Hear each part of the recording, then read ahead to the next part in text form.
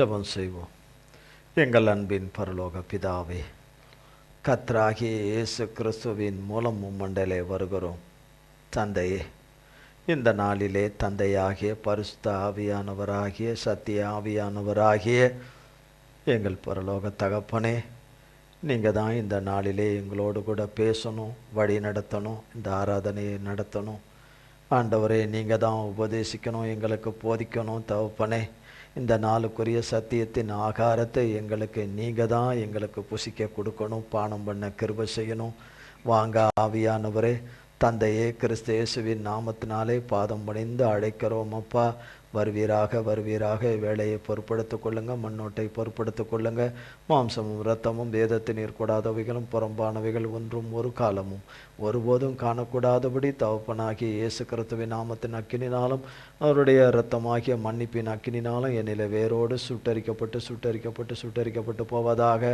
தகப்பனே, உம்முடைய நாமமும் இரத்தமும் உம்முடைய வார்த்தையும் வசனமும் உம்முடைய அபிஷேகமும் உம்முடைய அபிஷேக தைலமும் உம்முடைய எண்ணெயும் கிருபா வரங்களும் உம்முடைய சாரமும் சத்துவமும் உம்முடைய சாயலும் வல்லமையும் பலனும் வெளிச்சமும் உம்முடைய அன்பும் உம்முடைய மன்னிப்பும் கிருபையும் இரக்கமும் தயவும் நித்திய ஜீவ ஒளியும் ஆண்டவரே, அல்லேலூயா.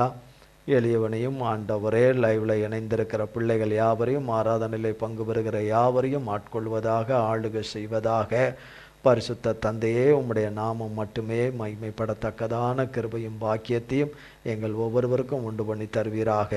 எங்கள் பிதா குமாரன் பரிசுத்த ஆவியானவராய் மூவராய் ஒன்றாய் இருக்கிற சர்வ ஜீவனின் அதிபதியாகிய எங்கள் ஆட்டுக்குட்டியானவருடைய நாமம் மட்டுமே மகிமைப்படுவதாக. இயேசு கிறிஸ்துவின் மூலம் ஜெபிக்கிறோம் பிதாவே. ஆமேன், ஆமேன், ஆமேன். கர்த்தருடைய நாமத்திற்கு ஸ்தோத்திரம். இந்த நாளிலே கர்த்தருடைய வார்த்தையானது தேவன் அழைத்த அழைப்பும் தேவன் அழைத்த அழைப்பும் தெரிந்து கொள்ளுதலும் கிருபா வரங்களும் மாறாதவைகளே. அது ஒரு நாளும் மாறவும் மாறாது, அழியவும் அழியாது. ஏனென்றால் அழியாமை உடையவரும் சாவாமை உடையவரும் நித்தியவாசியாகிய கர்த்தர், ஜீவாதிபதியாகிய கர்த்தர்கிட்ட இருந்து வந்த அழைப்பு. எவர்களை அவர் அழைத்திருக்கிறாரோ அவருக்கு வேணும்னு, அவர் எனக்கு வேணும்னு யாரை அழைத்து தெரிந்து கொண்டு தம்முடைய கிருபா வரங்களை அவர்களுக்கு கொடுத்திருக்கிறாரோ அது மாறவே மாறாது.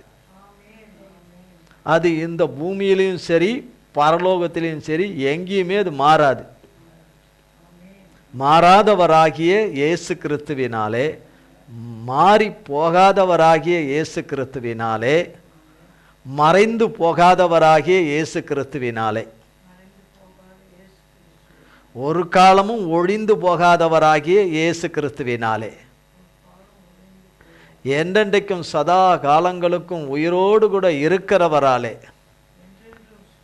சதா காலங்களுக்கும் உயிரோடு கூட இருக்கிறவராலே, அவருடைய பிள்ளைகளை அழைத்த அழைப்பும் தெரிந்து கொள்ளுதலும் கிருபா வரங்களும் மாறவே மாறாது. அது ஒரு காலமும் அழியவே அழியாது, ஒழியாது. அதை யாராலையும் செல்லாமல் போக பண்ண முடியாது.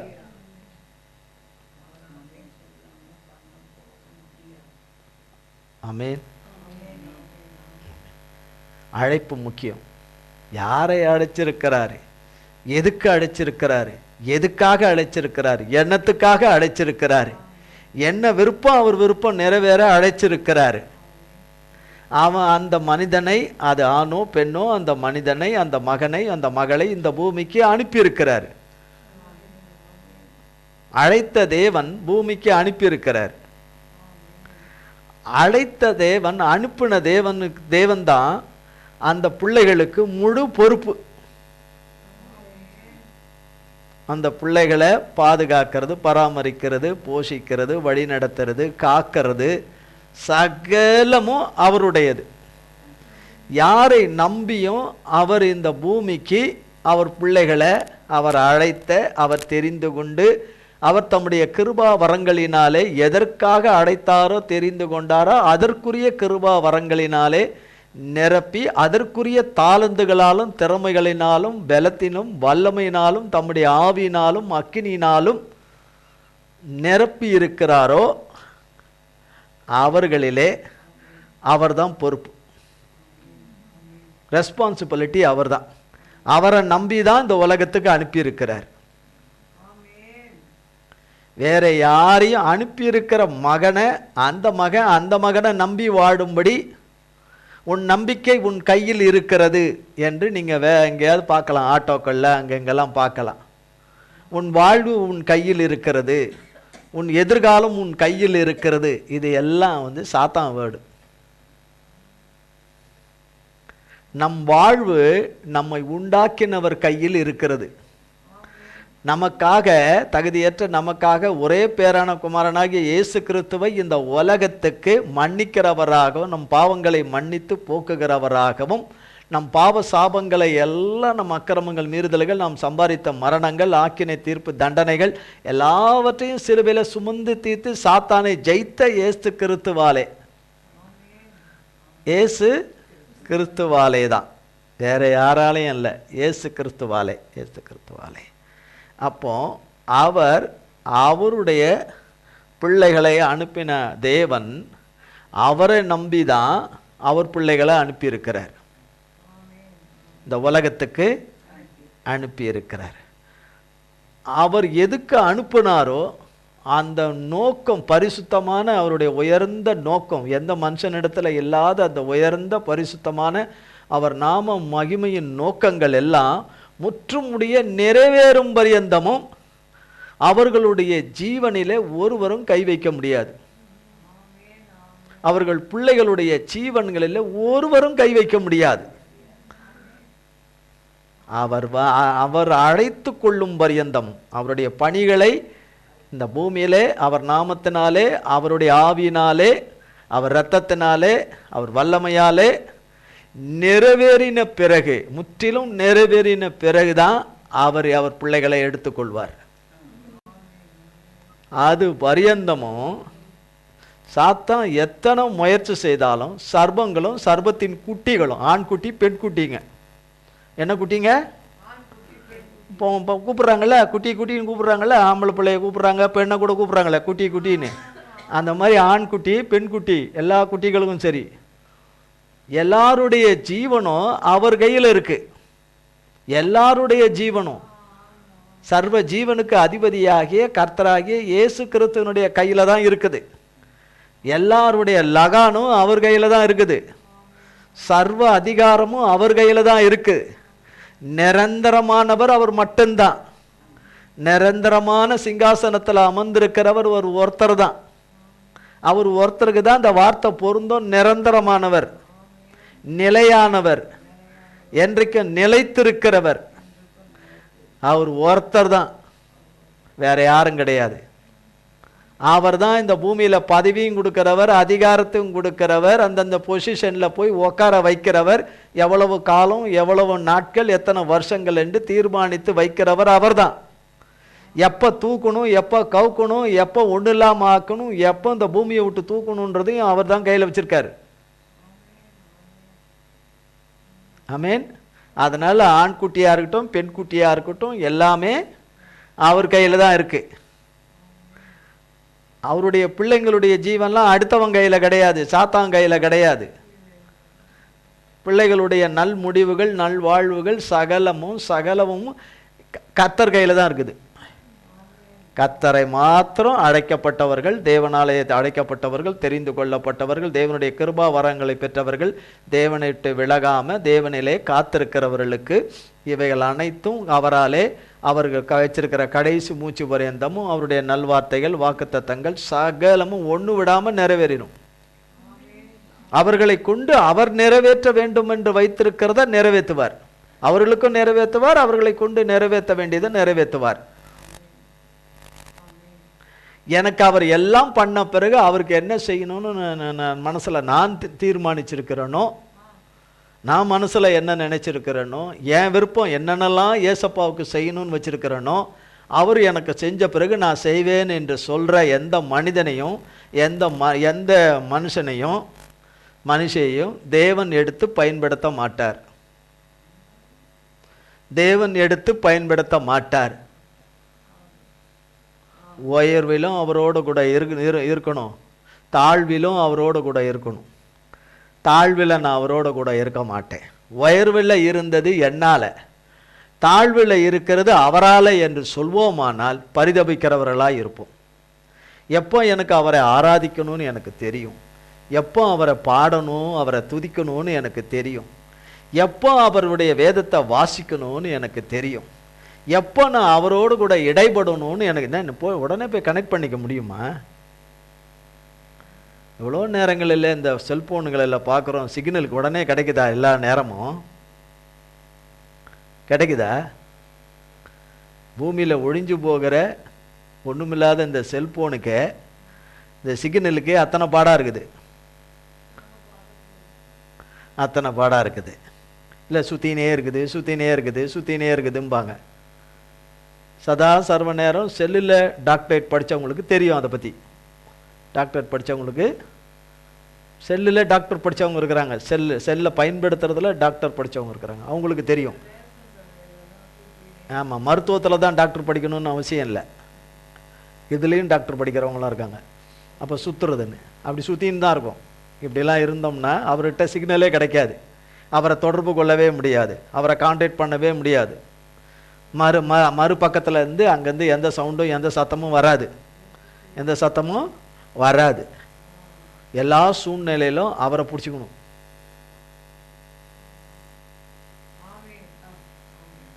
அப்போ நான் விலகி இருப்பேன், அப்புறம் எப்போ வரணுமோ அப்போ நான் ஜாயின் பண்ணிக்குவேன்றது அவருக்கு பிரியமாக இருக்குமா? இல்லையா? பசை இருந்துச்சு, ஒட்டிக்கிட்டு இருந்தோம். இப்போ பசை இல்லை. பசை எதுக்கு சொல்லுவாங்க? டப்புக்கு தான் பசைம்பாங்க. மெட்ராஸ் பாஷையில டப்பு. பணம் இருந்தா பசை இருக்குன்னு சொல்லுவாங்க, இருந்தா ஒட்டி இருந்தோம். பசை இல்லை, ஒட்ட முடியல, ஒட்ட மாட்டோம். பசை வந்த பிறகு ஓட்டிக்குவோம். இது தேவன்கிட்ட அப்படி நடக்க முடியுமா? அப்படி ஒட்டிக்க முடியுமா? அவர்கிட்ட விளையாட முடியுமா?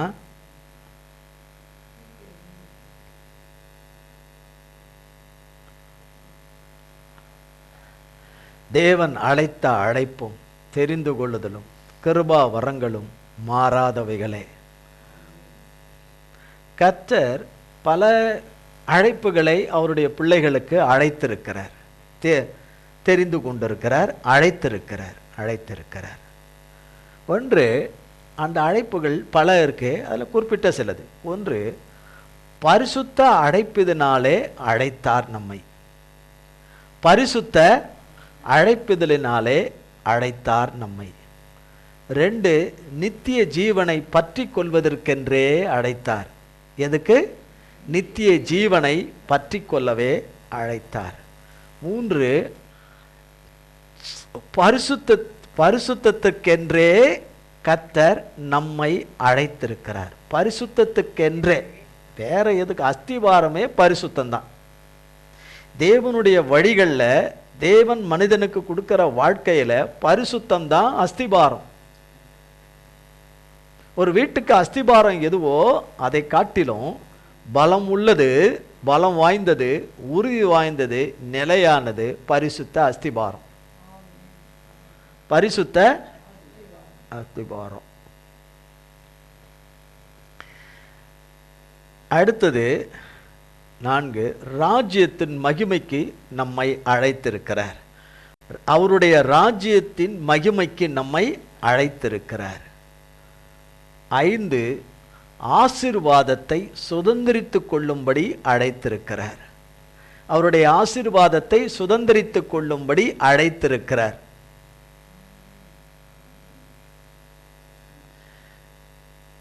6, தமது நித்திய மகிமைக்கு நம்மை அழைத்திருக்கிறார். தமது நித்திய இது உள்ளே போகாது. இப்போ சொல்லிக்கிட்டு இருக்கிறது எல்லாம் உள்ளே போகிறது ரொம்ப கஷ்டம். ஒவ்வொருத்தருக்குள்ளே போகிறது கத்த சொல்லலை கஷ்டம்னு, உள்ளே போகிறது கஷ்டம். உள்ளே போயிடுச்சுன்னா நல்லது. 7 கொலேசியர் 3ஆம் அதிகாரம் 15ஆம் வசனம்.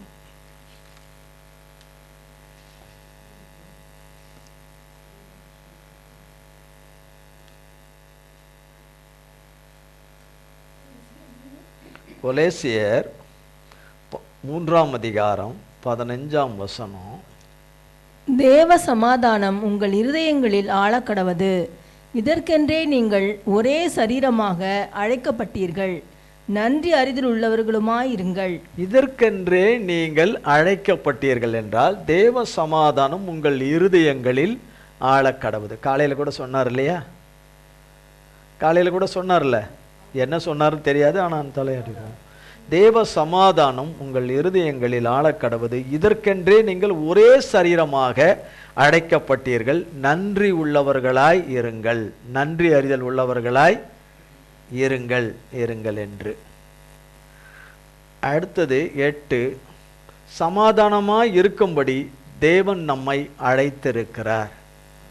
சமாதானமாய் இருக்கும்படி தேவன் நம்மை அப்போ அழைத்திருக்கிறார் என்றது நிறைய இருக்குது. அழைத்திருக்கிறது பிரதானமான அழைப்புன்னு ஒன்று இருக்குது.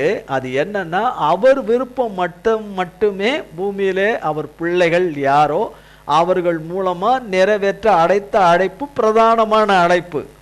அந்த அழைப்புக்கு உள்ளே இத்தனை அழைப்புகள் இருக்குது.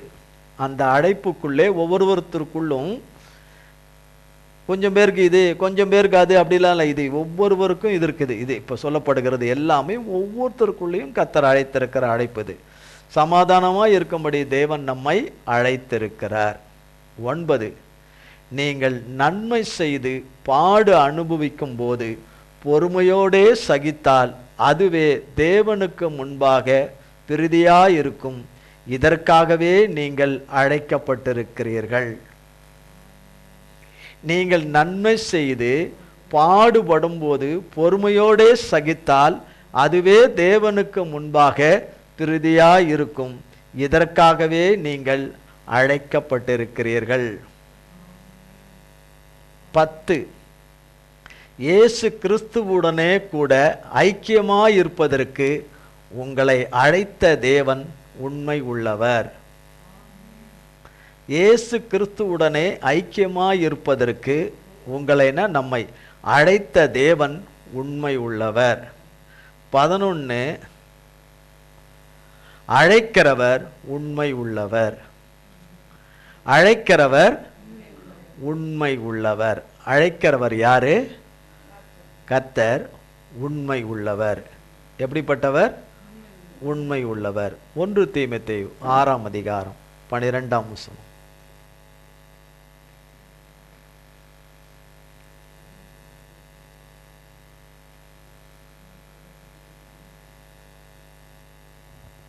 விசுவாசத்தின் நல்ல போராட்டத்தை போராடு, நித்திய ஜீவனை பற்றிக்கொள். அதற்காகவே நீ அழைக்கப்பட்டாய். அநேக சாட்சிகளுக்கு முன்பாக நல்ல அறிக்கை பண்ணினவனுமாயிருக்கிறாய். ஆமென். விசுவாசத்தின் நல்ல போராட்டத்தை போராடு, நித்திய ஜீவனை பற்றிக்கொள். நித்திய ஜீவனை பற்றிக்கொள். அதற்காகவே நீ அழைக்கப்பட்டாய். அதற்காகவே நீ அழைக்கப்பட்டாய். 1 தெசலோனிக்கேயர் 5ஆம் அதிகாரம் 24ஆம் வசனம். 1 தெசலோனிக்கேயர் 5ஆம் அதிகாரம் 24ஆம் வசனம்.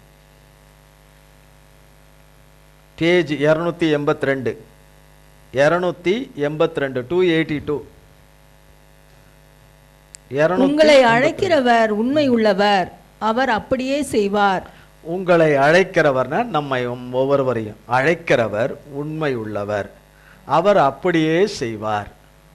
அவர் அப்படியே செய்வார். 1 தெசலோனிக்கேயர் 4ஆம் அதிகாரம் 7-8.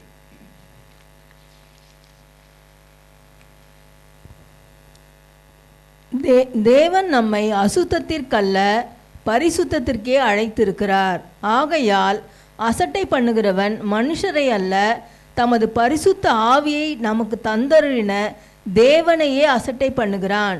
ஆமாம், தேவனையே அசட்டை பண்ணுகிறான். அசுத்தத்திற்கல்ல, பரிசுத்தத்திற்கென்றே நம்மை தேவன் அழைத்திருக்கிறார் என்று 2 தீமோத்தேயு 1ஆம் அதிகாரம் 2 தீமோத்தேயு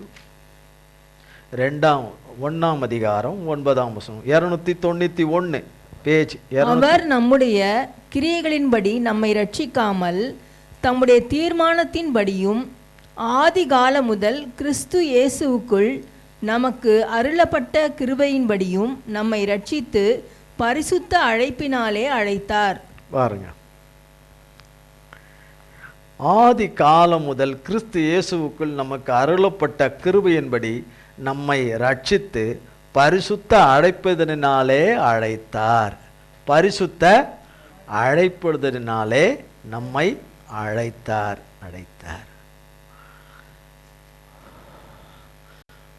1 பேதுரு 1ஆம் அதிகாரம் 1 பேதுரு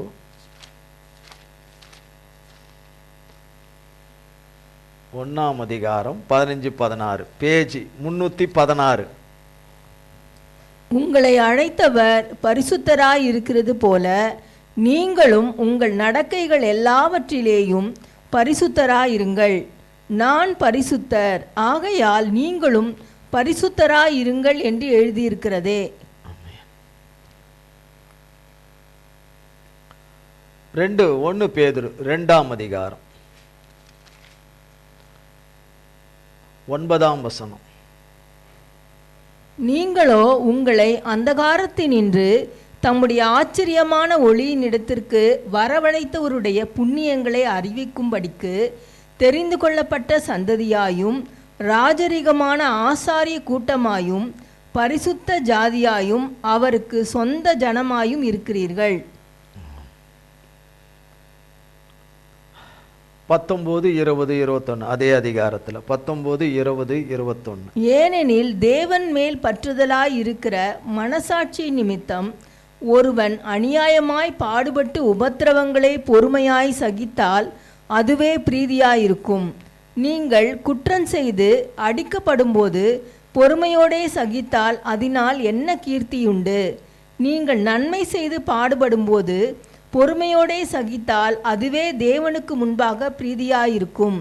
இதற்காக நீங்கள் அழைக்கப்பட்டும் இருக்கிறீர்கள். ஏனெனில் கிறிஸ்துவும் உங்களுக்காக பாடுபட்டு நீங்கள் தம்முடைய அடிச்சுவடுகளை தொடர்ந்து வரும்படி உங்களுக்கு மாதிரியை பின்வைத்து போனார்.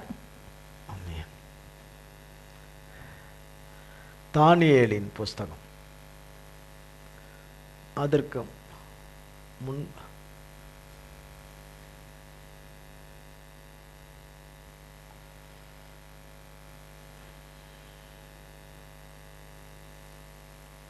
அதற்கு முன்பதாக கொலேசியர் 3ஆம் அதிகாரம் கொலேசியர் 3ஆம் அதிகாரம்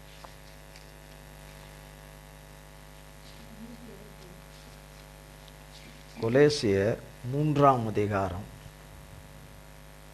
12-15. ஆகையால் நீங்கள் தேவனால் தெரிந்து கொள்ளப்பட்ட பரிசுத்தரும் பிரியருமாய் உருக்கமான இரக்கத்தையும் தயவையும் மனத்தாழ்மையையும் சாந்தத்தையும் நீடிய பொறுமையையும் தரித்து கொண்டு ஒருவரை ஒருவர் தாங்கி ஒருவர் பேரில் ஒருவருக்கு குறை உண்டானால் கிறிஸ்து உங்களுக்கு மன்னித்தது போல ஒருவருக்கொருவர் மன்னியுங்கள்.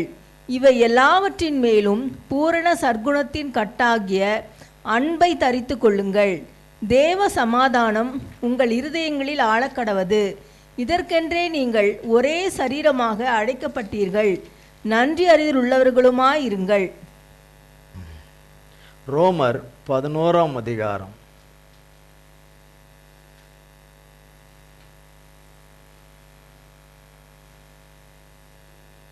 28-29.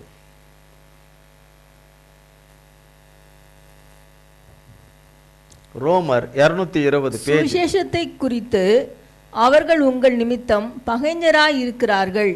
தெரிந்து கொள்ளுதலை குறித்து அவர்கள் பிதாக்களின் நிமித்தம் அன்பு கூறப்பட்டவர்களாயிருக்கிறார்கள்.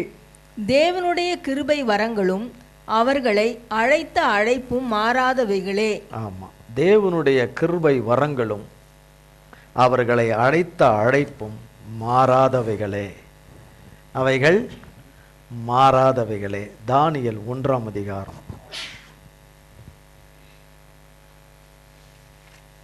தானியேல் 1ஆம் அதிகாரம்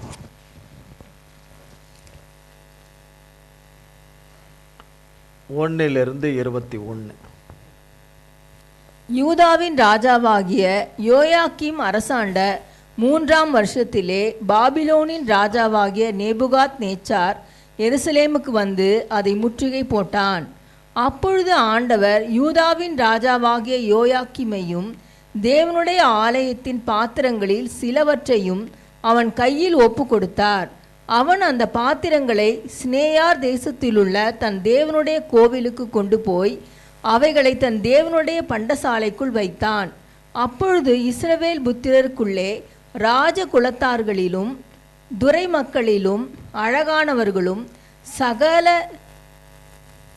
துரை மக்களிலும் யாதொரு மாசும் ஞானத்திலும் ராஜகுலங்களிலும் துரை மக்களிலும் யாதொரு மாசும் இல்லாதவர்களும் அழகானவர்களும் சகல ஞானத்திலும் தேறினவர்களும் அறிவில் சிறந்தவர்களும் கல்வியில் நிபுணரும் ராஜாவின் அரமனையிலே சேவிக்க திறமையுள்ளவர்களுமாகிய சில வாலிபரை கொண்டு வரவும் அவர்களுக்கு கல்தேயரின் எழுத்தையும் பாஷையையும் கற்றுக் கொடுக்கவும் ராஜா தன் பிரதானிகளின் தலைவனாகிய அஸ்பேனாசுக்கு கற்பித்தான். பாருங்க, இது ஒரு ராஜா, நேபுகாத் நேச்சார் என்னும் ஒரு ராஜா. அந்த காலத்தில், அந்தனா பல ஆயிரம் ஆண்டுகளுக்கு முன்பு இந்த ராஜா ரொம்ப பிரபலமானவனாக இருந்தான். நிறைய ராஜ்யங்களை கைப்பற்றி உலகத்தை ஆளுகை செய்து கொண்டு அநேக நாடுகளை, நூற்றுக்கணக்கான நாடுகளை, 100க்கும் மேற்பட்ட நாடுகளை அரசாட்சி செய்து வந்தான். ஒரு நாடு இல்லை, 100 நாடுக்கு மேலே அரசாட்சி செய்து வந்தான். அந்த நேபுகாத் நேச்சார் யூதாவின் மேலே, அதான் தேவனுடைய பிள்ளைகளுடைய தேசத்தில் முற்றுகையிட்டு அதை பிடித்து, தேவன் ஒப்பு கொடுத்ததுனால பிடித்து கொள்ளையிட்டு அங்கே இருக்கிற எருசலேம் தேவாலயத்தில் இருக்கிற எல்லாத்தையும் அள்ளிட்டு போயிட்டான். ஒன்று விடாமல் பொன் வெள்ளி வைரம் வைடூரியம் எல்லாத்தையும் அள்ளிட்டு போயிட்டான். அங்கே என்னென்ன இருக்கோ மொத்தத்தையும் அள்ளின்னு போயிட்டான். தேவன் செய்த அத்தனை இதையும் தாவீதுக்கு தேவன் வெளிப்படுத்தி சாலமோனை கொண்டு கர்த்தர் செய்த சகல விசேஷித்தமானது, பரிசுத்தமாய் தேவனுக்கென்று உள்ள அந்த பரிசுத்த பாத்திரங்களை எல்லாம், விசேஷித்தமான பாத்திரங்களை எல்லாம் அள்ளின்னு போயிட்டான். கம்ப்ளீட்டாக அள்ளிட்டு கொண்டு போய் அவன் கோயிலில் கொண்டு போய் வச்சுக்கிட்டான். அவன் கோயிலில் கொண்டு போய், பிசாசு கோயிலில் கொண்டு போய் வச்சுக்கிட்டான். அப்படி அவன் தேசத்தை கொள்ளையிடும் போது, தேசத்தை கைப்பற்றும் போது அவன் எப்படிப்பட்டவங்களை பிடிச்சிக்கிட்டு போனான்னு, அவனுக்கு வேணும்னு. யாருக்கு வேணும்னு? ராஜாவுக்கும் ராஜ அரண்மனைக்கும் ராஜாவுடைய ராஜாங்க காரியங்களை செய்வதற்கும் ராஜாவுக்கும் ராஜாவுடைய அரசாங்கத்துக்கு பயன்படுத்தப்படுவதற்கு எப்படிப்பட்டவங்களை தேர்ந்தெடுக்கிறான் என்று. 3ஆம் வசனம், இஸ்ரவேல் புத்திரருக்குள்ளே ராஜ குலமார்கள், அப்படின்னா ராஜாவுடைய பிள்ளைங்க, ராஜா உடைய பிள்ளைங்க, அவங்க பிள்ளைங்க, அவர் பெத்தெடுத்த பையன் பொண்ணெல்லாம் அவர் வழியில் எல்லாம் பெற்று வச்சுருப்பாங்கள்ல நிறைய பேரை, அப்படி பிள்ளைங்களை.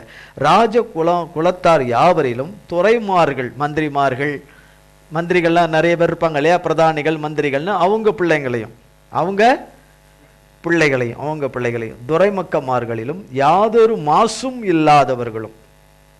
இந்த கொள்ளக்காரன் கஞ்சாக்காரன் அதுக்காரன் இதுக்காரன் குடிகாரன் வெறிகாரன் பீடி குடிக்கிறவன் சுருட்டு குடிக்கிறவன் சிகரெட் பிடிக்கிறவன் அப்படிப்பட்டவன்லாம் எவனும் கிடையாது. அப்படி இல்லாத மாசு இல்லாதவர்களும் அழகானவர்களும் என்னவாகவும் இருக்கணும், மாசு இல்லாதவங்களாகவும் இருக்கணும், ராஜ குலத்தை சேர்ந்தவங்களாகவும் இருக்கணும். அதான் உயர் குலத்தை சேர்ந்து சொல்லிக்கிறாங்களே, தங்களை சொல்லிக் கொள்கிறார், தேவன் வைக்கல, தங்களை சொல்லிக் கொள்கிறார்கள. அப்படி இருக்கிறவங்க எல்லாரும் அதில் அழகானவங்க, அதில் என்னானவங்க, அழகானவங்களும் எல்லாம் ஞானம் அறிவு புத்தி எல்லாம் இருக்கணும். எப்படி? ஞானம், அறிவு, புத்தி, சகல ஞானத்திலும் தேறினவங்க, அதில் எக்ஸ்போர்ட், அதில் நல்ல நிபுணத்துவம் பெற்றவங்க தேறினவர்களும், அறிவில் சிறந்தவர்களும், கல்வியில் நிபுணரும். கல்வி தெரிஞ்சவங்க இல்லை. இப்போ டாக்டருக்கெல்லாம் சொல்லியா இவர் ஸ்பெஷலிஸ்ட்டு, இந்த இதுக்கு இவர் ஸ்பெஷலிஸ்ட்டு, இவர் இதுக்கு ஃபேமஸ்ஸு, இவர் இன்னார் இடத்துல இருக்கிறாரு, இந்த அட்ரஸில் இருக்கிறாரு, எவ்வளோ தூரம்னாலும் போகலாம், வழியில் அது மாதிரி எவ்வளோ இருக்கும் போர்டு. ஆனாலும் எதுக்கு போகிறாங்க? அவர் அதில் தேர்னவர், அதில் அனுபவம் உள்ளவர், அவர் கை வச்சார்னா இதில் நம்ம உடம்புல என்ன மிஸ்டேக்குன்னு சொல்லிடுவார், அடுத்தது நம்ம உடம்பை விட்டு எது எடுக்கணும்னு அவர் சொல்லிவிடுவார், எப்போ எடுக்கணும்னு சொல்லிடுவார், எப்போ போகிறேன்னு சொல்லிடுவார், எல்லாமே சொல்லிவிடுவார். அவருக்கு நம்ம எவ்வளோ வேணாலும் கட்டலாம், எவ்வளோ வேணாலும் கொடுக்கலாம், எவ்வளோ வேணாலும் கொடுக்கலாம். அவர் நம்மளை ரொம்ப அக்கறையாக பார்த்துக்குவார், அவர் நம்மளை அக்கறையாக பார்த்துக்குவார். அப்படி உள்ளவங்க கல்வியின் நிபுணர்களும் ராஜாவின் அரண்மனையிலே சேவிக்க திறமை உள்ளவர்களுமாகிய சில வாலிபரை கொண்டு வரவும். அடுத்தது அவங்களுடைய எழுத்து.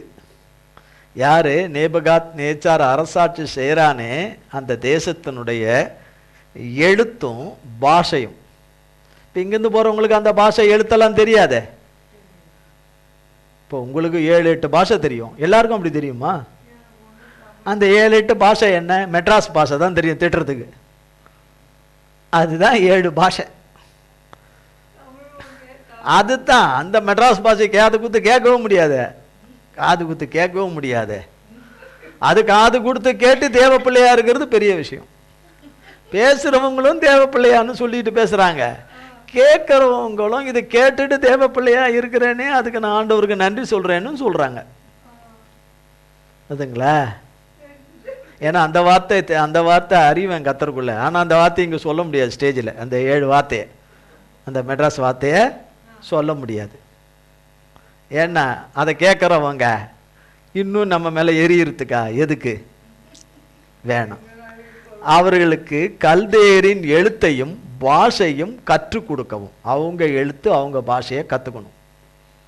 சிலர் இருக்காங்களே, என்னதான் கற்றுக் கொடுத்தாலும் கற்றுக்கவே இடையில, என்னதான் சொன்னாலும் தலைக்குள்ளே என்ன செய்ய மாட்டேங்குது, ஏறவே மாட்டேங்குது. என்ன படிக்கட்டாது ஏறி போய் உள்ளே போய் உட்கார்றதுக்கு ஏறவே மாட்டேங்குது, மண்டைக்குள்ளே போவே மாட்டேங்குது. அப்புறம் அடுத்தது சொல்லுவாங்க, அதுக்குள்ளே களிமண் தான் இருக்குது, அது உள்ள ஒரு மசாலா இருந்தாலாவது கொஞ்சம் கேட்கும், கொஞ்சம் காரம் சாரம் இருக்கும்.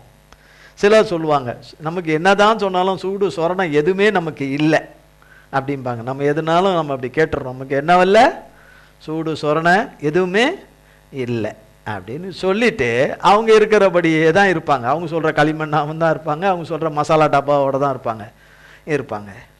அப்போ பாருங்க, ராஜா இதையெல்லாம் சொல்லிட்டார். இப்படி ராஜா தேர்ந்தெடுக்கிறது, உலகத்தில் மிக பிரசித்தி பெற்ற ராஜாவாக இருந்தாலும் ஆளுமையில் ஆளுகை செய்கிறதில்ல, அவன் அரசாட்சி செய்கிறதில்ல, அவன் நிர்வாகம் செய்கிறதில்ல, அவனுடைய நிர்வாக திறமையில் அவன் தேர்ந்தெடுக்கிற முறைகள், அவன் ஒரு மனுஷனை அழைக்கிறதும் அவனை தேர்ந்தெடுக்கிறதும் அவனை முன்குறிக்கிறதும் இப்படிப்பட்ட ஒரு இதில் தான் அவன் தேர்ந்தெடுக்கிறான். தானியேல்ல ஒரு கை வச்சுக்குவோம். 1 கொரிந்தியர்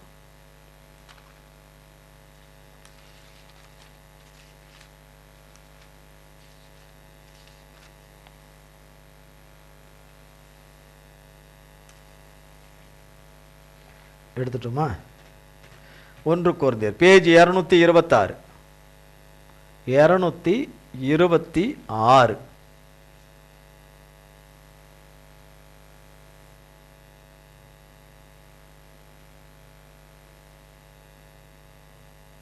பதினெட்டாம் வசனத்திலிருந்து. சிலுவை பற்றிய உபதேசம் கெட்டு போகிறவர்களுக்கு பைத்தியமாயிருக்கிறது, ரட்சிக்கப்படுகிற நமக்கோ அது தேவ பலனாயிருக்கிறது. அந்தபடி ஞானிகளுடைய ஞானத்தை நான் அழித்து புத்திசாலிகளுடைய புத்தியை அவமாக்குவேன் என்று எழுதியிருக்கிறது. ஞானி எங்கே? வேதபாரகன் எங்கே? இப்பிரபஞ்ச தர்க்கதாஸ் சாஸ்திரிகள் எங்கே? இவ்வுலகத்தின் ஞானத்தை தேவன் பைத்தியமாக்கவில்லையா? எப்படியெனில் தேவ ஞானத்துக்கேற்றபடி உலகமானது சுய ஞானத்தினாலே தேவனை அறியாதிருக்கையில் பைத்தியமாக தோன்றுகிற பிரசங்கத்தினாலே விசுவாசிகளை ரட்சிக்க தேவனுக்கு பிரியமாயிற்று. பைத்தியமா தோன்ற இந்த பிரசங்கத்தினால அவர் பிள்ளைகளை ரட்சிக்கிறாராம். கெட்டு போகிறவங்களுக்கு இது என்னவா தெரிதான்? பைத்தியமா தெரிதான். பிரசங்கம் என்னவா தெரிதான்? வேலை இல்லை. இது வேலை ஏற்றவனுங்க கூடுற கூட்டம், இந்த வேலை ஏற்றவனுங்க போகிற கூட்டம், இதெல்லாம் வேலைக்கே ஆகாது அப்படின்னு பைத்தியம் மாதிரி தோணுமா? என்னவா தோணுமா?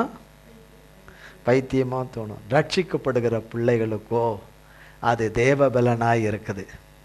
தேவபலனாய் இருக்குது. தேவன் அந்த வழியில் தான், அந்த வழியில் தான் அவருடைய பிள்ளைகளை ரட்சிக்க அவருக்கு பிரியமாயிற்று.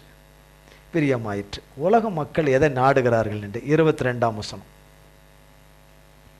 யூதர்கள் அடையாளத்தை கேட்கிறார்கள், கிரேக்கர் ஞானத்தை தேடுகிறார்கள். நாங்களோ சிலுவையில் அறையப்பட்ட கிறிஸ்துவை பிரசங்கிக்கிறோம். அவர் யூதருக்கு இடரலாயும் கிரேக்கருக்கு பைத்தியமாயும் இருக்கிறார். ஆகிலும் யூதர் ஆனாலும் கிரேக்கர் ஆனாலும் எவர்கள் அழைக்கப்பட்டிருக்கிறார்களோ அவர்களுக்கு கிறிஸ்து தேவ பலனும் தேவ ஞானமுமாய் இருக்கிறார். பாருங்க, எவர்களை தேவன் அவருடைய அனந்த உயர்ந்த உன்னதமான விருப்பம் தன் வாழ்க்கையில அவர் விருப்பம் அவர் பிள்ளைங்க வாழ்க்கையில மூலமா அவங்க பிள்ளைங்க மூலமா நிறைவேறணும் என்று யாரை இந்த உலகத்துல அழைத்து தெரிந்து கொண்டிருக்கிறாரோ, அழைத்து தெரிந்து கொண்டு அவருடைய கிருபா வரங்கள், அதான் தேவ ஆவியானவராகி வெளியேற பெற்ற தகப்பனுடைய ஆவியை தந்து, அபிஷேகத்தை தந்து, அவர் எண்ணெயை தந்து, அவர் அபிஷேக தைலத்தை தந்து, அவர் அழைத்த அழைப்பும் தெரிந்து கொள்ளுதல் இன்னது என்பது அறிந்து அதற்குரிய சகல கிருபையினாலே கிருபா வரங்களினாலே நிரப்பியிருக்கிற தேவன் அவருடைய பிள்ளைகளாகி இந்த கேட்டகரியில் இருக்கிற பிள்ளைகளுக்கு கிறிஸ்து தான் பலனு. கிறிஸ்துவின் நாமமும் ஒரு ரத்தமும் ஒரு வார்த்தையும் தான் பலனு. கிறிஸ்துவின் நாமமும் ரத்தமும் வார்த்தையும் வசனம் தான் பலனு. அது எங்கிருந்து வருது தெரியுங்களா? இப்ப நம்ம ஆர்டிபிஷியல் மாதிரி தலையாட்டம் ஆட்டுறது ஏன் அப்படி இருக்குன்னா இது இல்லை. நம்மளுடைய சரீர பலத்துல நாம் நிற்கவே முடியாது. நம் சுய ஞானத்தின் அறிவின் பலத்தில் சாதுரியத்தில் சாமர்த்தியத்தினால ரொம்ப காலம் வண்டி ஓட்ட முடியாது. பொய் சொல்லியும் ரொம்ப காலத்துக்கு வண்டி ஓட்ட முடியாது. எல்லா 4 வீலும் கழட்டிக்கும், 4 வீலும் கழட்டிக்கும். அவ்வளோதான். எங்கேருந்து ஓடும்? ஓடவே ஓடாது. முன்னாடி ஓடுற மாடும் அதிகமாக சாணியை போட்டு அதிகமாக நீரை செலவு பண்ணி பாடாலும் படுத்துக்கும், அதுவும் ஓடாது. கொஞ்சமாவது இழுத்தாவது ஓடலான்னு பார்த்தா அதுவும் ஓடாது. பிறகால 4 சக்கரமும் கழிண்டு மாடும் கழண்டிக்கிட்டு போய் ஒன்றும் இல்லாமல் கிடக்கும். ஆண்டவரோட போகிற வண்டி தான் கழட்டிக்கிட்டு போகிற மாதிரியே இருக்கிற மாதிரி இருக்கும், ஆனால் கட்டிக்காது. அது போயிடும் போல இருக்கு. நம்ம பார்த்தோமே, நீ சொல்லியே 5 வருஷம் இருக்கும்ல, போவே இல்லையே அந்த கட்டை, இன்னும் இருக்குது. சரி போ, இருந்துட்டு போட்டோம். அதுக்கப்புறம் ஒரு 5 வருஷம் கழிச்சு இன்னும் இருக்குதா அப்படிம்பாங்க. அதுதான் கத்தர். அப்ப கத்தர் தான் பலனும் ஞானமுமா இருக்கிறார். மனுஷன் இவனுக்கு ஏது அந்த ஞானம், இவளுக்கு ஏது அந்த ஞானம், இவனுக்கு ஏது அந்த பலன், இதை செய்யக்கூடிய பலன்லாம் இங்கே இருக்காது, முடியாதுன்னு. ஆனால் பலனை கொடுக்கிறவராலே முடிகிறது. பலனை கொடுக்கிறவராலே. பெற்றுக்கொள்கிறவர்களாலே அல்ல, பலனை கொடுக்கிறவராலே, ஞானத்தை கொடுக்கிறவராலே, தன் ஆவியை கொடுக்கிறவராலே, தன் ஜீவனை கொடுத்திருக்கிறவராலே. அவருடைய ஜீவன் அவர்களுக்குள்ளே மறைந்திருக்கிறது ஒரு பெரிய ரகசியம். இயேசு கிறிஸ்துவனுடைய ஜீவன் அழைத்தவரும், அவர்களை அழைத்த தேவன், தெரிந்து கொண்ட தேவன், தம்முடைய ஆவியும் கிருபா வரங்களாலே நிரப்பின தேவன் அவர்களுக்குள்ளே மறைந்திருப்பதுதான் ரகசியம்.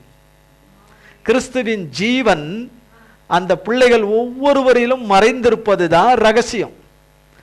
ஆண்டவராகிய இயேசு கிறிஸ்து அவர்களுக்குள்ளே மறைந்திருப்பதுதான் ரகசியம்.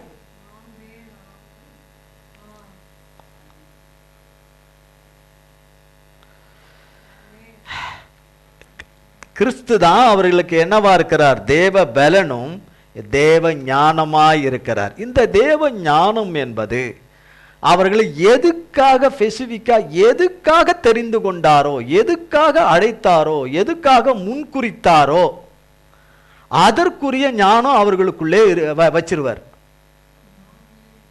அதற்குரிய பலனையும் சக்தியும் வச்சிருவார். அதற்குரிய ஆற்றலையும் வல்லமையும் வச்சிருவார். அதற்குரிய சத்துவத்தையும் அதற்கான நேரம் வரும்போது வச்சிருவார்.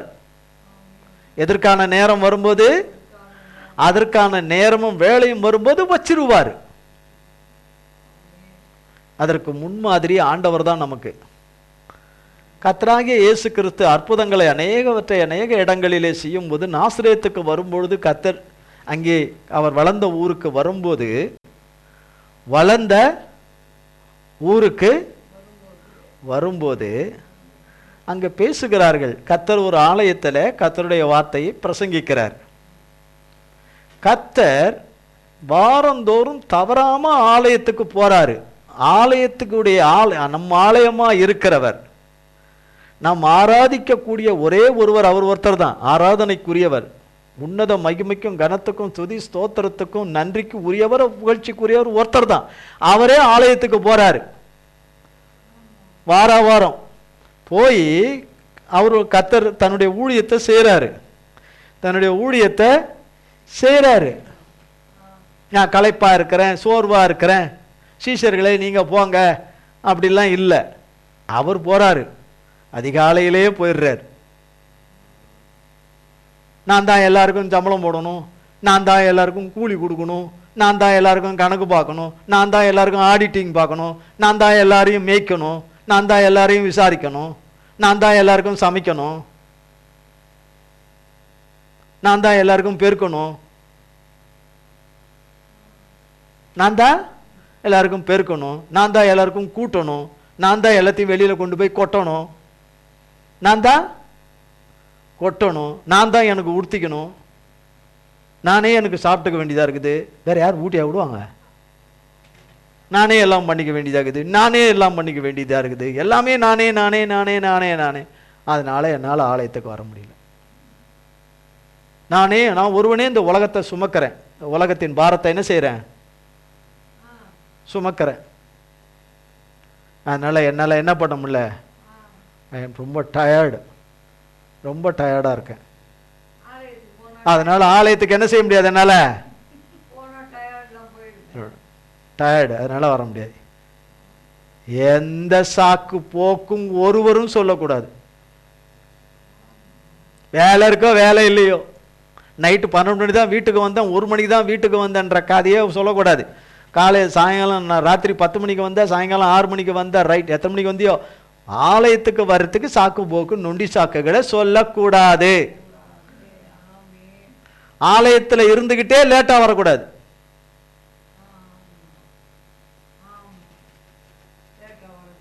வரக்கூடாது. எல்லாவற்றையும் பார்க்கிற தேவன், எழுதுகிற தேவன், பார்க்கிற தேவன், எழுதுகிற தேவன், எழுதுகிற தேவன். நல்லது, நம்ம நிறைய காரியங்கள் அவருக்கு பிரியமா சிலது செய்வோம். ஆனா எல்லாவற்றையும் செய்யணும்னு பார்ப்பாரு, எல்லாவற்றிலும் இருக்கணும்னு பார்ப்பாரு. 1-2 இருக்கலாம், அது இல்லைன்னு சொல்ல மாட்டார். கர்த்தர் மறுக்கிற தேவன் அல்ல, மனுஷன் அல்ல. அதே நேரத்தில் சகலவற்றிலும் இருக்கணும்னு எதிர்பார்ப்பார். அப்போ அவர் போறார். அங்கே உள்ளவங்க சொல்றாங்க, இது யாரு? இது யோசேப்பின் மகன் அல்லவா, மரியாளுடைய மகன் அல்லவா, யோசேப்புக்கும் மரியாளுக்கும் பிறந்த பிள்ளைங்கள்லாம் இங்கே இருக்கிறாங்களே, அவருடைய சகோதர சகோதரிகள் எல்லாம் இந்த ஊரில் இருக்கிறாங்களே, வாழ்கிறாங்களே. இவருக்கு எங்கிருந்து இந்த ஞானம் வந்தது? இந்த தச்சனுடைய மகனுக்கு எங்கிருந்து இந்த ஞானம் வந்தது? இந்த போதிக்கிற இது வந்தது? இவ்வளவு கிருபை உள்ள வார்த்தைகள் எல்லாம் இவர் வாயிலிருந்து எப்படி வருது? எங்கிருந்து வருது? எப்படி இப்படி போதிக்க முடியுது? எப்படி அதிகாரத்தோட போதிக்க முடியுது? நேர்த்தியா செம்மையா போதிக்க முடியுது? மிக சிறந்த ஊழியக்காரர் அவர் தான், வேற யாரும் கிடையாது உலகத்தில். அவர் தான் நம்பர் 1 என்னைக்குமே. அப்போ அதை சொல்லி அவங்க எதை பார்க்குறாங்க? உலகத்தின்படி கர்த்தர் இந்த உலகத்தில் அவதரித்த பரிசுத்த வித்தாய் பரிசுத்த ஆவியானவராலே அவர் வந்து உற்பத்தியாகி கன்னிமரியின் வயிற்றில் உற்பத்தியாகி பிறந்தார். மனுஷனால் அல்ல, மனுஷ வித்தல்ல, தேவ வித்தினாலே பிறந்தவர் பரிசுத்தர். ஆனால் அவங்க எதை பார்க்குறாங்க? யோசேப்பு மரியாளுங்கிற மாம்ச பிரகாரமாய் பார்க்குறாங்க. எங்கிருந்து இந்த ஞானம் வந்து? யோசேப்புக்கு அந்த ஞானம் கிடையாது, மரியாளுக்கு அந்த ஞானம் கிடையாது, அவனுடைய சகோதர சகோதரிகளுக்கு அந்த ஞானம் கிடையாது. இந்த ஞானம் எங்கிருந்து வந்ததுன்னு. அப்போ இந்த ஞானம் எங்குமே இல்லாத ஒரு ஞானம். யார்? அவர் தான் ஞானம். அவர் தான் ஞானத்தின் இருப்பிடம், ஞானத்தின் ஊற்று, அறிவின் உறைவிடம். அதை முறை கேட்கும்போது அவங்க இந்த மாதிரி பார்த்து இடரல் ஆடுறாங்க, இடரல் ஆகுறாங்க. அந்த தேவன்தான் அது தனக்கு பொக்கிஷமாக வச்சிக்காதபடி தம்முடைய பரம ராஜ்யத்துக்கென்று அழைத்த பிள்ளைகளை தெரிந்து கொண்ட பிள்ளைகளுக்கும் வஞ்சனை செய்யாமல், அதில் எந்த ஒரு இது இல்லாமல் அப்படியே தம்முடைய ஞானத்தை கொடுக்கிறார். அவர்களுக்கு வேண்டிய ஞானத்தையும் தேவ பலனையும் கொடுக்கிறார். தேவ பலனையும் கொடுக்கிறார். இப்போ நான் வாசிக்கிறேன், வாசிங்க 25ஆம் வசனத்திலிருந்து. இந்தபடி தேவனுடைய பைத்தியம் எனப்படுவது மனுஷனுடைய ஞானத்திலும் அதிக ஞானமாய் இருக்கிறது. பாருங்க, பைத்தியம் எனப்படுவது, இந்த பைத்தியக்கார கூட்டம், இந்த பைத்தியக்கார பிரசங்கம், இந்த பைத்தியக்கார வழிநடத்தல், இந்த பைத்தியக்காரத்தனமா இருக்குதே, போகிற பாதை, காரியம், வாழ்க்கை முறைகள், சூழ்நிலை பைத்தியமா இருக்குது. எல்லாமே ஞானமே இல்லையே, கொஞ்சம் கூட ஞானமே இல்லையே, பைத்தியமே இல்லையே. அதெல்லாம் பேசினா நம்ம எங்கே இருக்கிறோன்னு தெரிஞ்சுக்கணும், நம்ம எதில் பங்காளிகளா கூட்டாளிகளா இருக்கிறோன்னு. அப்போ சொல்லப்படுது, மனுஷருடைய ஞானத்திலும் அதிக ஞானமாக இருக்குதான் தேவனுடைய பார்வையில். யாரை பைத்தியம் என்று சொல்லுகிறார்களோ, யாரை பைத்தியம் என்று சொல்லுகிறார்களோ, அயோக்கியர்கள் என்று சொல்லுகிறார்களோ, ஞானமற்றவர்கள் என்று சொல்லுகிறார்களோ, புத்தியற்றவர்கள் என்று சொல்லுகிறார்களோ, அவர்களுக்கு கர்த்தருடைய பார்வையில் கர்த்தர் என்னவா வச்சிருக்கிறாராம்? அவர்கள் ஞானத்தை காட்டிலும் அதிக ஞானமாய் இருக்கிறது. அடுத்த கீழ்வசனம், தேவனுடைய பலவீனம் என்னப்படுவது மனுஷருடைய பலத்திலும் அதிக பலமாய் இருக்கிறது. மனுஷனுக்குள்ள இருக்கிற அந்த பலவீனம் தேவன் தந்த பலவீனம் போல காணப்படுது. ஆனா மனுஷ பலத்திலும் அது அதிக பலன் உள்ளது. என்ன கொப்பு பாரு, என்ன இருந்தாலும் செய்யதானே செய்யறானுங்க, என்ன இருந்தாலும் பண்ணதானே செய்யறாங்கன்றாங்களே, அதுதான் அந்த பலன். கர்த்தர் கொடுக்கிற பலன், கர்த்தர் கொடுக்கிற பலன். அடுத்தது 26. எப்படியெனில் சகோதரரே, நீங்கள் அழைக்கப்பட்ட அழைப்பை பாருங்கள். மாம்சத்தின்படி ஞானிகள் அநேகர் இல்லை, வல்லவர்கள் அநேகர் இல்லை, பிரபுக்கள் அநேகர் இல்லை. ஞானிகளை வெட்கப்படுத்தும்படி தேவன் உலகத்தில் பைத்தியமானவைகளை தெரிந்து கொண்டார். ஆமா, பைத்தியமானவர்களை தெரிந்து கொண்டார். பைத்தியமானவர்களை தெரிந்து கொண்டார். யார் தெரிந்து கொண்டா? கர்த்தர் ஒருத்தரை அழைச்சி தெரிந்து கொண்டா அது தப்பா போய் முடியுமா? அழைத்தவங்க கர்த்தராலே அழைக்கப்பட்டவங்க, தெரிந்து கொள்ளப்பட்டவங்க தப்பு செஞ்சிடலாம், தவறிடலாம். ஆனாலும் அதிலிருந்து எல்லாவற்றிலும் தூக்கி எடுத்து அவர் எதுக்கு இந்த உலகத்துக்கு அமிச்சாரோ அதை நிறைவேற்றுவார். அது அவர் ஒருத்தரால் மட்டும்தான் முடியும். ஆமென். தெரிந்து கொண்டார். நாம ஆமேன்னு சொல்லி நீங்க ஆமேன்னு சொல்றது அவ்வளோ விசேஷம் இல்லை. நாமளா தேவ ஆவினாலே ஏவப்பட்டு ஆமேன்னு சொல்வது தான் அது உண்மையான ஆமேன். இப்ப நம்மளை பார்வை பார்த்தாலே ஆமேன்னு சொல்றாரு, ஆமேன்னு சொல்லிடுவோம். அது எனக்கு சொன்னது, அது தேவனுக்கு சொன்னது கிடையாது. ஆமேன்னு சொன்னது வார்த்தா சொந்தக்காரர் அவரு. ஆனா ஊழியக்காரனுக்கு ஆமேன்னு சொல்லக்கூடாது, அதுல பிரயோஜனமே கிடையாது. இங்க வந்திருக்கிறவங்களுக்காக நம்ம ஆமேன்னு சொல்லிடுவோன்னு, இந்த அம்மா தவறாம ஆமேன்னு சொல்லிடுவாங்க அப்படின்னு அந்த ஆமேன்னு போடக்கூடாது இல்லையா? அல்லது எப்போ வந்தாலும் ஆமேன் ஆமேன் ஆமேன் ஆமேன், எதுக்கத்தாலும் ஆமேன் ஆமேன் ஆமேன் ஆமேன் ஆமேன் ஆமேன் கேசட்டு மாதிரி ஆமேன் ஆமேன் ஆமேன், அந்த ஆமேனும் இருக்கக்கூடாது. பலமுள்ளவைகளை வெட்கப்படுத்தும்படி தேவன் உலகத்தில் பலவீனமானவைகளை தெரிந்து கொண்டார். உள்ளவைகளை அவமாக்கும்படி உலகத்தின் இழிவானவைகளையும் அற்பமாய் எண்ணப்பட்டவைகளையும் இல்லாதவைகளையும் தேவன் தெரிந்து கொண்டார். மாம்சமான எவனும் தேவனுக்கு முன்பாக பெருமை பாராட்டாதபடிக்கு அப்படி செய்தார். பாருங்க, உள்ளானவைகளை அவமாக்கும்படி, உள்ளானவைகளை அவமாக்கும்படி உலகத்தின் இழிவானவைகளையும் அற்பமாய் எண்ணப்பட்ட மனுஷர்களை தான் தெரிந்து கொள்றாராம்.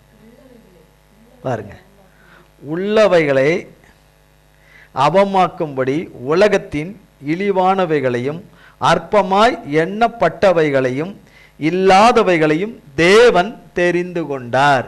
தேவன் போயும் இவனையா தெரிஞ்சுக்கிட்டாரு, போயும் இவளையா தெரிஞ்சுக்கிட்டாரு. அட பாவமே, அட அக்கிரமமே, அட அநியாயமே. ஏன்னா இவங்களுக்கு ஞானம் அதிகமா. எதை சொல்றவங்களுக்கு என்னது?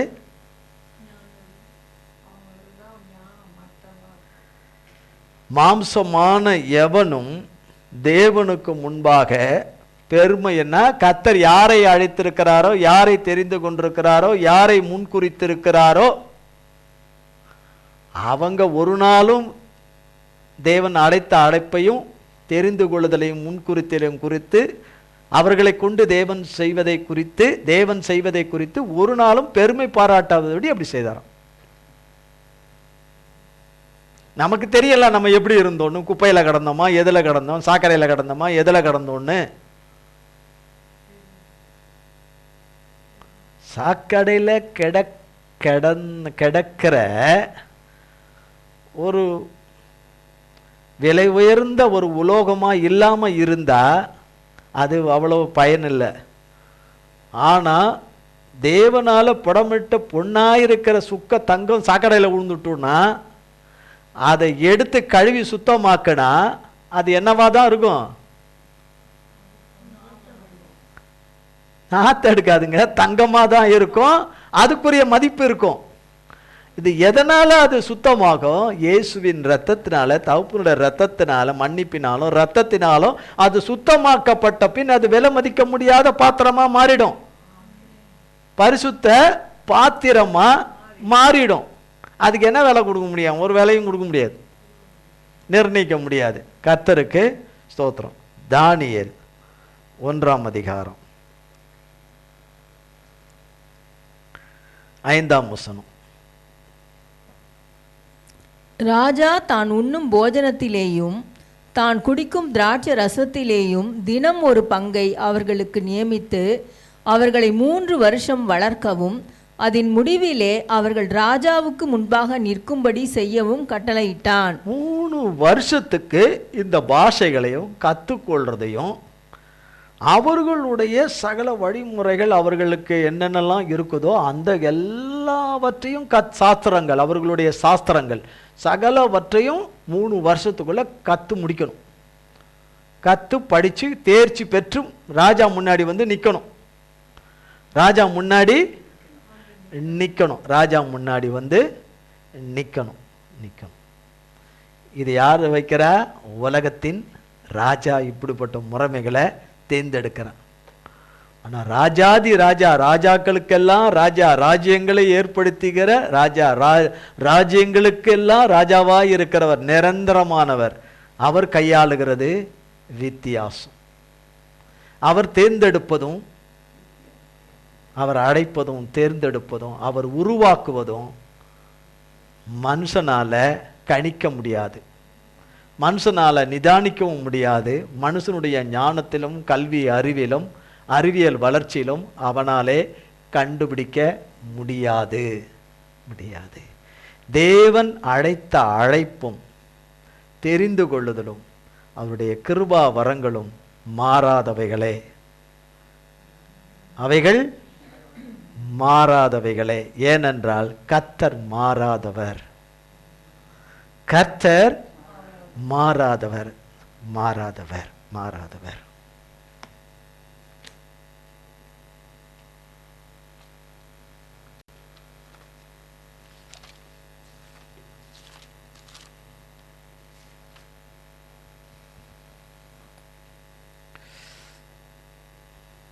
எபிரேயர் 1ஆம் அதிகாரம் பேஜ் 298. பிறகு தானியேல் அடுத்த வாரம் கர்த்தர் கிருபையிலே இதனுடைய தொடர்ச்சியை அடுத்த வாரம் பார்ப்போம். இந்த கடைசியாக அந்த ஒரு வசனத்தை எடுத்துட்டிங்களா? 10ஆம் வசனமும் 11ஆம் வசனமும் 12ஆம் வசனமும். கர்த்தாவே, நீர் ஆதியிலே பூமியை அஸ்திபாரப்படுத்தினீர். வானங்கள் உம்முடைய கரத்தின் கிரியைகளாயிருக்கிறது. அவைகள் அழிந்து போம், நீரோ நிலைத்திருப்பீர். அவைகள் எல்லாம் வஸ்திரம் போல பழமையாய் போம். ஒரு சால்வையைப் போல அவைகளை சுருட்டுவீர், அப்பொழுது மாறிப்போம். நீரோ மாறாதவராயிருக்கிறீர். உம்முடைய ஆண்டுகள் முடிந்து போவதில்லை என்றும் சொல்லி இருக்கிறது. இவர்தான் அவருடைய பிள்ளைகளை அழைத்திருக்கிறார். நிலைத்திருக்கிறவர், என்றைக்கும் நிலைத்திருக்கிறவர், மாறாதவர், ஆண்டுகள் முடிந்து போகவே போகாதவர். அவர்தான் அழைத்தும் தெரிந்து கொண்டும் முன் குறித்தும் இருந்து தம்முடைய கிருபா வரங்களினாலே அழைத்த அழைப்புக்கும் தெரிந்து கொள்ளுதலுக்கும் உரிய கிருபா வரங்களினாலே தம்முடைய ஆவியும் அக்கினியும் தந்து அபிஷேகித்திருக்கிறவர். அவர் தம்முடைய பிள்ளைகளிலே நிறைவேற்ற வேண்டியதை நிறைவேற்றியே தீர்வார், நிறைவேற்றியே முடிப்பார். அது பரியந்தமும் அவர் பிள்ளைகளை அவருக்குள்ளே வைத்து, அவருக்கு உள்ளே வைத்து எந்நாளும் கண்மணியாய் காத்துக்கொள்வார். கர்த்தர் இந்த வார்த்தையை ஆசீர்வதிக்கவே ஆசீர்வதிக்கவே ஆசீர்வதிப்பாராக. ஜெபம் செய்வோம். எங்கள் அன்பின் பரலோக பிதாவே, கர்த்தராகிய இயேசு கிறிஸ்துவின் மூலம் மண்டையிலே வருகிறோம். தந்தையே, இந்த நாளின் வேளையிலே ஆண்டவரே, மாலை ஆராதனைக்குரிய தகப்பனே, சர்வ மகிமையின் மகத்துவத்தின் தகப்பனே, ஆராதனைக்கு உரியவரே, நீரே எல்லாவற்றையும் எங்கள் ஆடுகளின் பிரதான மேய்ப்பனே, தந்தையே, நீரே வந்து எல்லாவற்றையும் நடத்தி கொடுத்த மேலான கிருபையின் பாக்கியத்திற்காக ஸ்தோத்திரம். உம்மை துதிக்கவும் ஆண்டவரே நன்றி செலுத்தவும் பாடவும் உமது நாமத்தை மகிமைப்படுத்தவும் உம்முடைய சத்தியம் உள்ள வார்த்தைகளின் ஆண்டவரே ஜீவ ஆகாரத்தை தந்தையாகிய சத்திய பரிசுத்த ஆவியானவராலே தந்தையாலே பெற்றுக்கொள்ளும்படி ஆண்டவரே ஹல்லேலூயா புசிக்கும்படி பானம் பண்ணும்படி நீர் செய்த மேலான பாக்கியத்திற்காய் கோடி கோடி ஸ்தோத்திரம். உம்முடைய சத்தியத்திலும் சத்தியபரனாகி உண்மையிலே நிலைத்து நிற்க கிருபை செய்யும். உம்முடைய பிள்ளைகளுடைய எல்லா எதிர்பார்ப்பும் நீரே. எங்கள் ஒரே நம்பிக்கையின் நங்கூரமாய் இருக்கிற இஸ்ரவேலின் நம்பிக்கையாய் இருக்கிற எங்கள் தகப்பனே, உம்முடைய பிள்ளைகளை கண்ணோக்கி பாரும் ஆண்டவரே. உம்முடைய பிள்ளைகளை ஒவ்வொருவரையும் கண்ணோக்கி பாரும். உம்முடைய பிள்ளைகளுடைய கண் இருதயத்திலிருந்தும் ஆண்டவரே கண்களிலிருந்தும் வடிகிற கண்ணீரை பாரும்.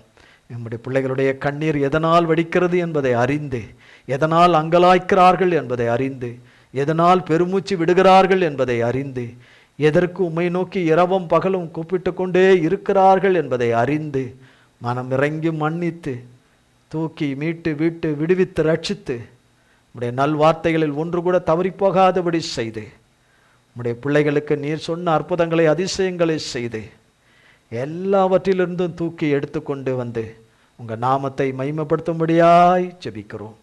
கர்த்தர் அவ்வாறே செய்து ஒருவரையும் கைவிடாமல் கண்மணியாய் காத்து உம்முடைய நாமத்தை மகிமைப்படுத்தும்படியாய் ஜெபிக்கிறோம். இயேசு கிறிஸ்துவின் மூலம் ஜெபிக்கிறோம் பிதாவே. ஆமேன், ஆமேன், ஆமேன். என் ஆத்துமாவே கர்த்தரை ஸ்தோத்ரி, என் முழு உள்ளமையர் பரிசுத்த நாமத்தை ஸ்தோத்ரி. என் ஆத்துமாவே கர்த்தரை ஸ்தோத்ரி, கர்த்தர் செய்த சகல உபகாரங்களை மறவாதே. ஆமேன், ஆமேன், ஆமேன். கர்த்தராகிய இயேசு கிறிஸ்துவின் கிருபையும் பிதாவாகிய தேவனுடைய அன்பும் பரிசுத்த ஆவியானவருடைய அந்யோன்ய ஐக்கியமும் பராமரிப்பும் பாதுகாவலும் என்றென்றைக்கும் நம் அனைவரோர் கூட சதா காலங்களுக்கும் நிலைத்திருப்பதாக. ஆமேன், ஆமேன், ஆமேன். இயேசுவின் ரத்தம் ஜெயம்.